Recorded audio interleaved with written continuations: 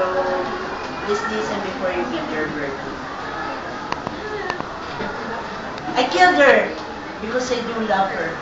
These hands that give life to many, killed her because I love her. Ladies and gentlemen of this honorable court, please listen to me.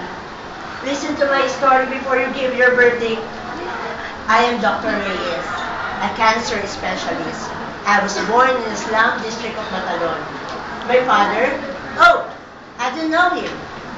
My mother brought me up in such determination, and my ambition is to escape to filthy and horrible place of Matalon.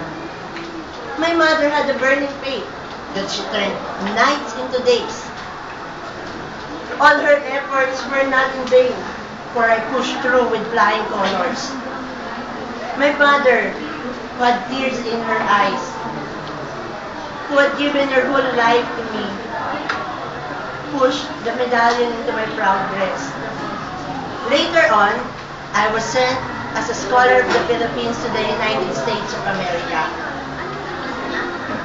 After 4 years, I came back with laurels. I became a cancer specialist. I gave everything to my mother, but I was too late. I, who had used to ease the pain of many, came too late to the life of my dying mother. I gave the best treatment to her, but the grasp of death was so tight around her